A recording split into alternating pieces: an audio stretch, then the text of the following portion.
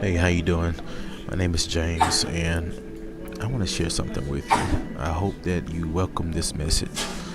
If you're a Christian and you're tithing, you're doing a wonderful thing. You're doing a wonderful thing. If you're a part of a church, and you're tithing into that church, you're doing a wonderful thing. It's just that you have to do it with the right motive. That's what. You have to do it with the right motive. Now, what is the right motive?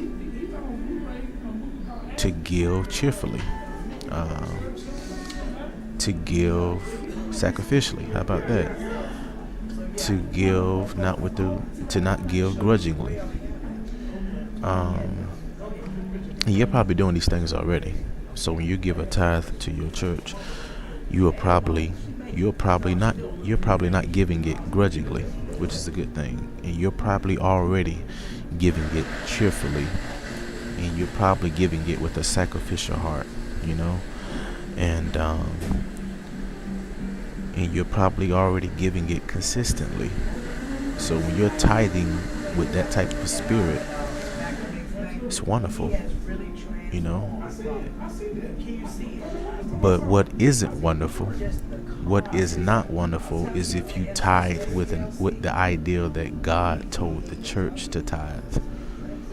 He didn't do that. And it's just that simple. It's just that simple,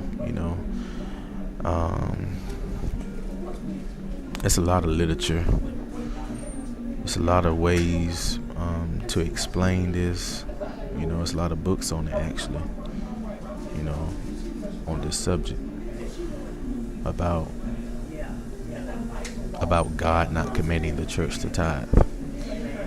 But can you just receive it right now? Without a 45-minute, an hour sermon on it, or reading a lot of literature on it, And if you need to do that, then go for it. You know what I'm saying? Go for it. If you need to do more research on this idea that God didn't tell the church, or on this truth that God didn't tell the church to tithe, if you want to do more research on it, go for it. But I'm asking you, I'm asking you to just receive this message, If this is a wrong message, Father God, correct me. But this is not the wrong message. This is a message from God. He doesn't mind you tithing. He doesn't mind you giving, because after all, it's better to give than to receive.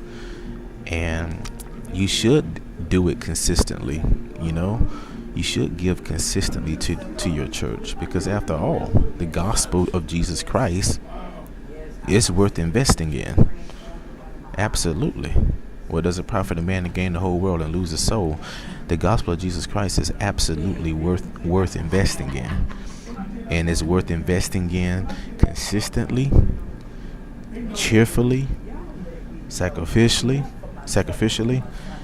And if you choose to give through the 10% route, wonderful.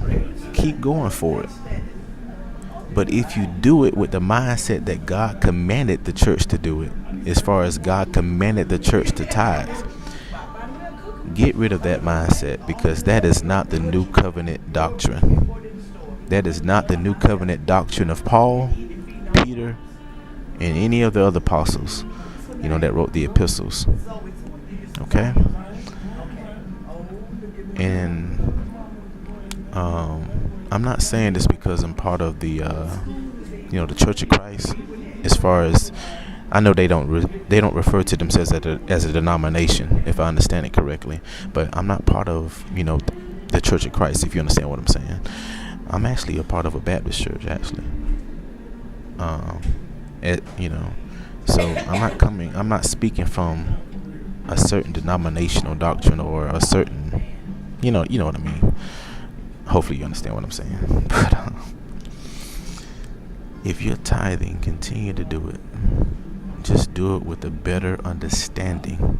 And that understanding is God did not command the church to tithe. And perhaps I need to say this, if you are a Christian, your job is to follow the doctrines of Apostle Paul and the other apostles who wrote the epistles. Basically Acts on to Revelation, if I got that correct. Your job is to follow the new covenant doctrine. And there's nothing wrong with looking at the old covenant. And there's nothing wrong with understanding the old covenant, the Old Testament. There's nothing wrong with that.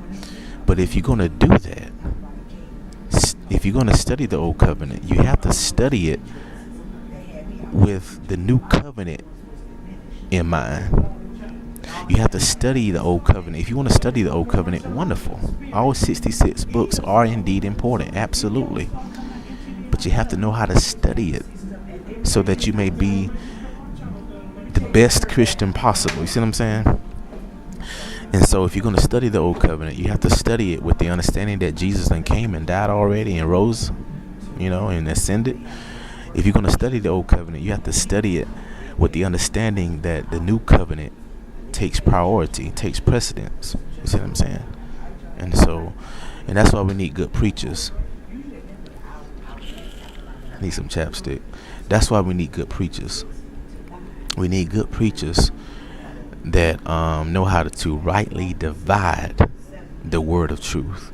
In other words, we need preachers that know how to show the people how to see the old covenant with the new covenant in mind, primarily. You see what I'm saying? And one of the subjects that fall under that is tithing. And the reason why tithing is such a big deal because, hey, money is money.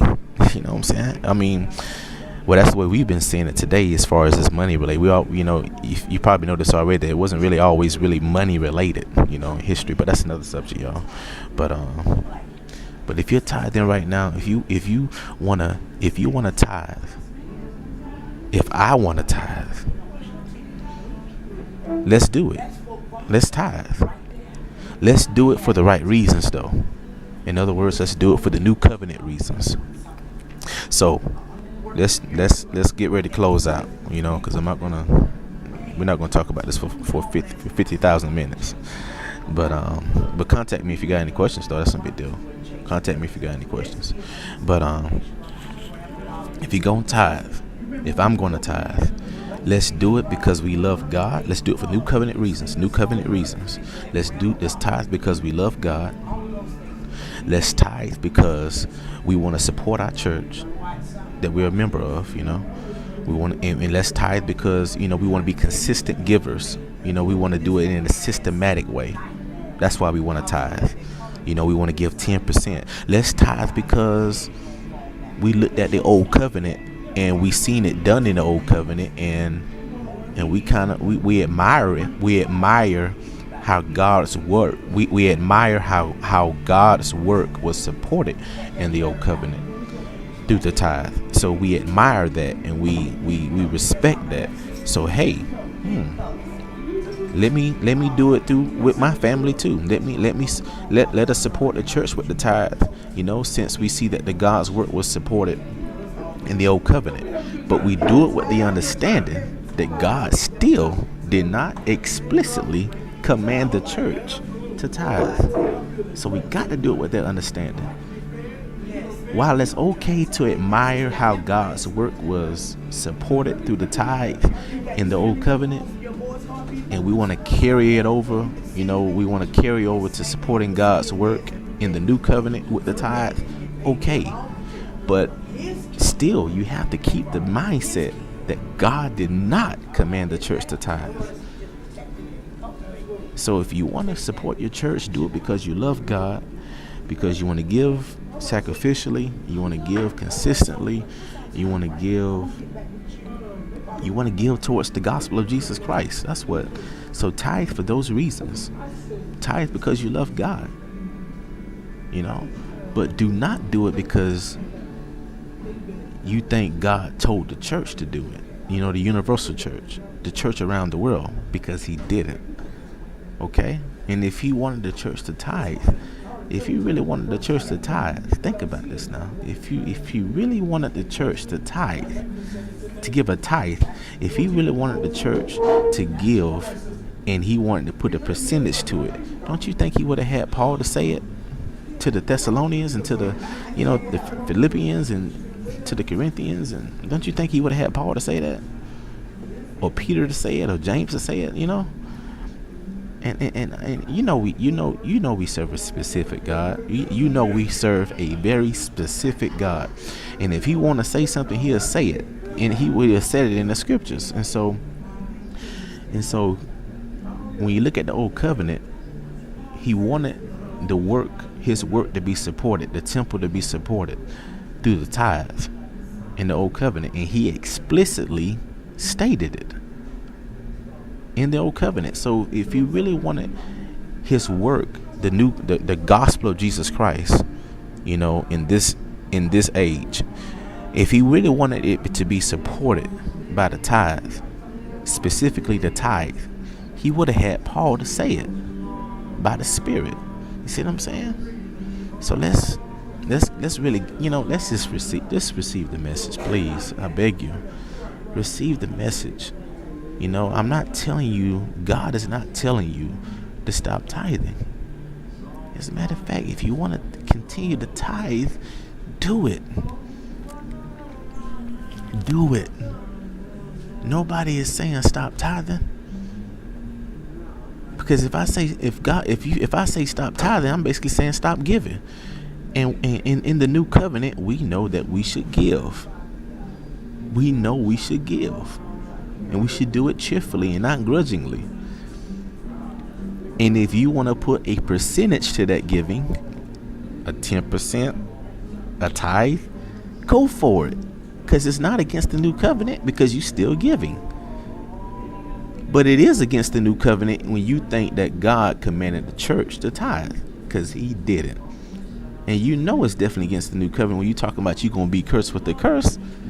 How in the living crazy world is Jesus going to curse his own body?